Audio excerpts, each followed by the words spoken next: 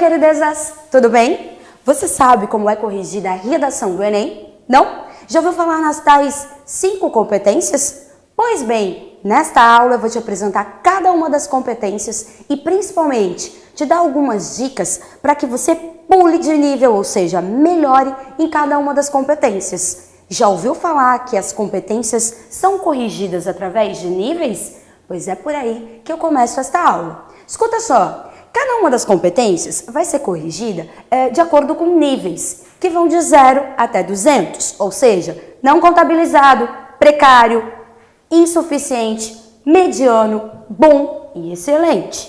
O que quer dizer que, se de repente os teus textos que você tem enviado para cá, eles apresentam um critério mediano, ou melhor, eles se apresentam de forma mediana para a competência número 1, você, se melhorar um pouquinho, já vai conseguir melhorar em 40 pontos. E assim sucessivamente.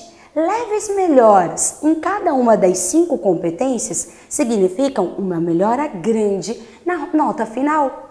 Então quer dizer, fica comigo, observa dicas para melhoria de cada uma das competências e aplica aos seus textos. Belezinha? A primeira das competências é relativa à língua, ou, como eu gosto de dizer, língua e linguagem. Por que linguagem? Você sabe que em um texto dissertativo argumentativo, você deve utilizar a linguagem impessoal, aquela que não deixa transparecer marcas pessoais.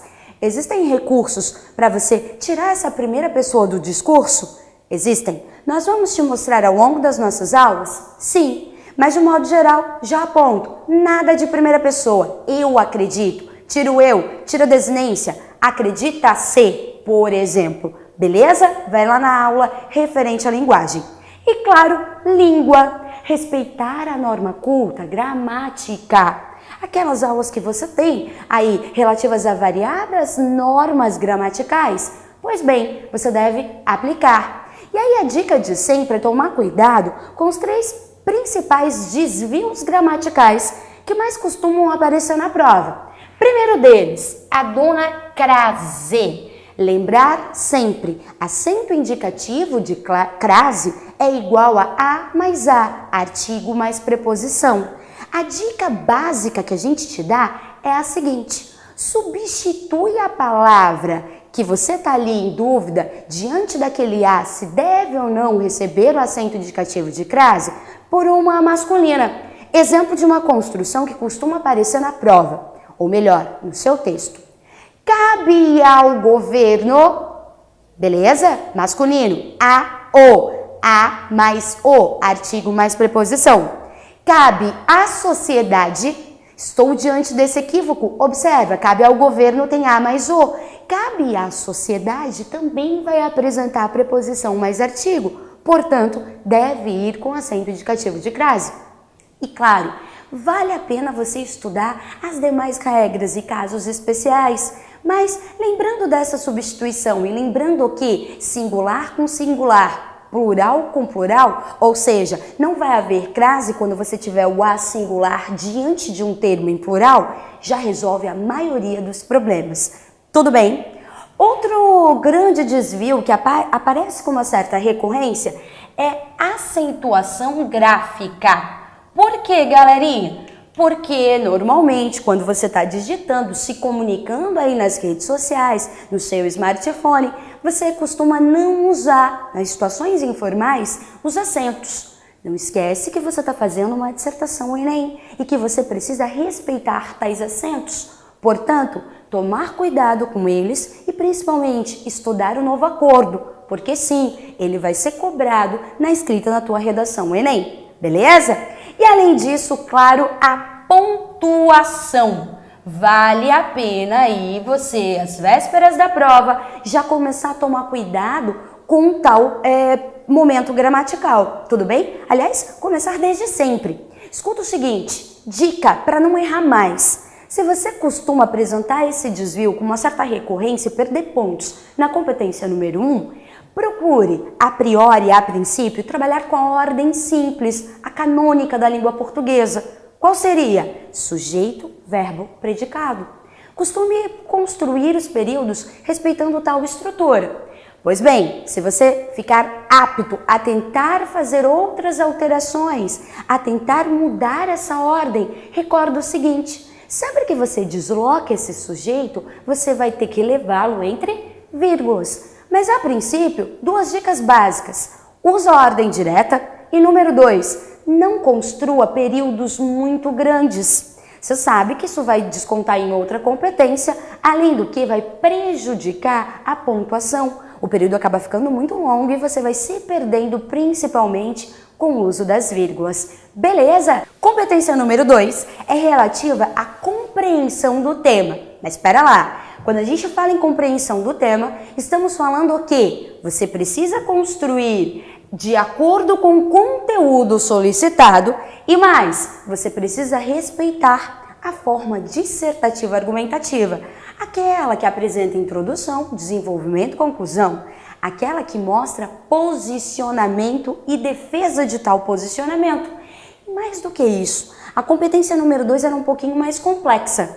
Ela ainda quer que você, dentro daquele conteúdo, consiga fazer intertextos, relações, que você traga variadas áreas de conhecimento.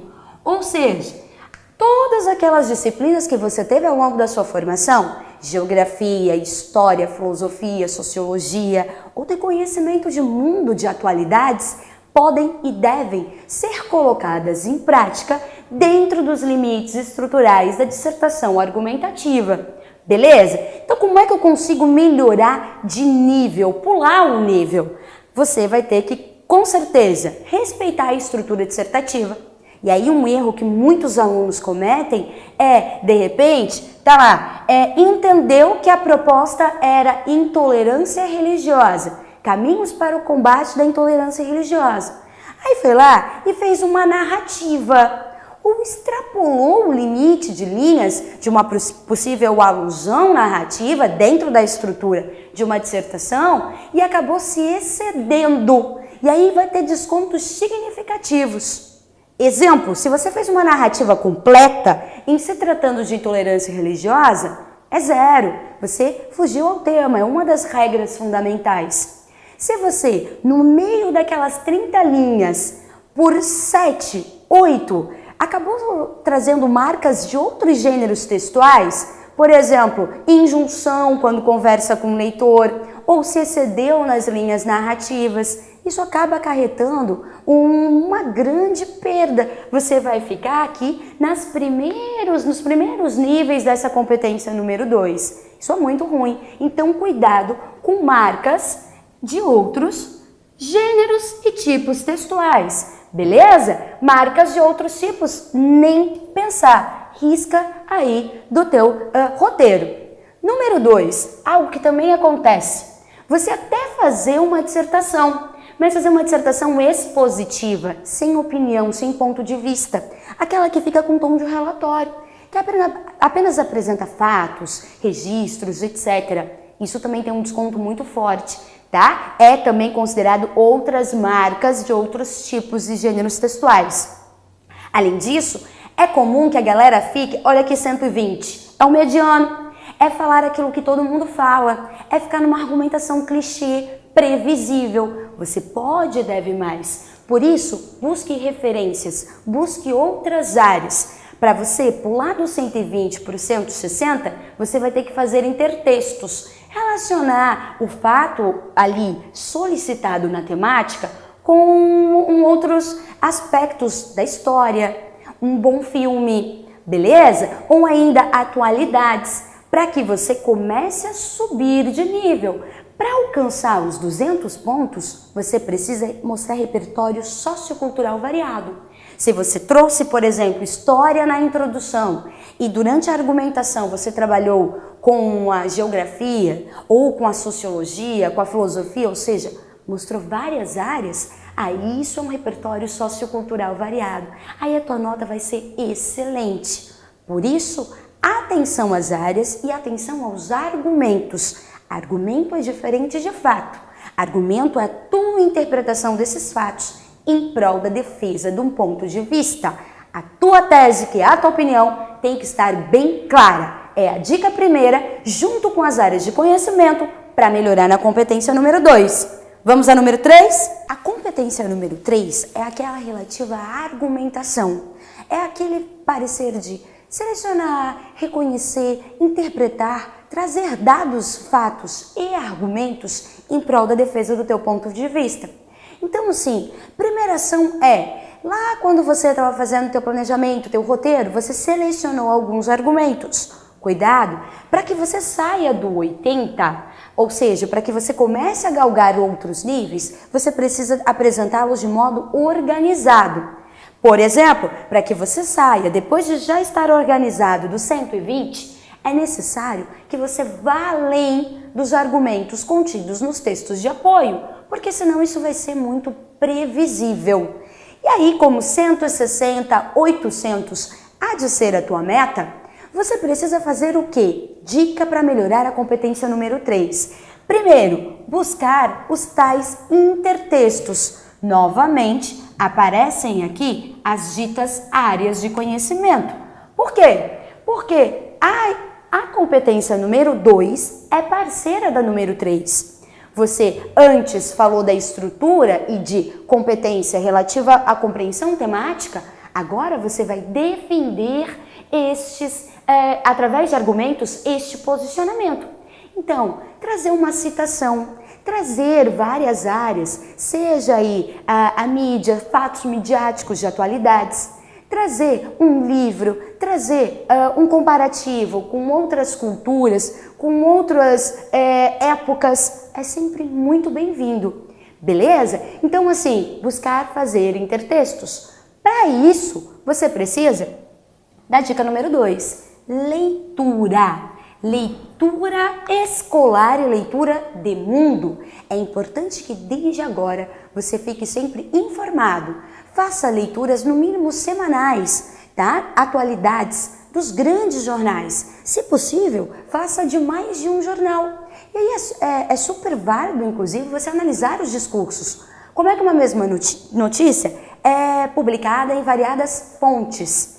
Você vai observar também a questão da linguagem e do modo de passar uma informação. Isso também é bacana. Você vai estar estudando, seja para a estrutura, seja que adquirindo um repertório para que teu texto galgue novos níveis. Exemplo, se você alcança 160 na competência número 3, você já começa a mostrar marcas de autoria, que é o diferencial. Os intertextos inserem a tal marca de autoria. Para alcançar o 200, você conseguiu relacionar variadas áreas e tudo isso de um modo organizado em prol de um ponto de vista. Dica para melhoria: leitura e prática para que você consiga organizar as ideias. Vamos à número 4? A competência número 4 é importantíssima porque ela acaba contribuindo com outras competências, incluindo a número 1, que é linguagem. Estou falando de coesão. Coesão trabalha com a ligação. Relembra que texto vem de textum, de tecido. Se você olhasse com um microscópio sobre um tecido, você vai ver que ali está tudo entrelaçado. Aqui, nós também temos que entrelaçar. Você tem que ligar palavra com palavra, oração com oração, parágrafo com parágrafo.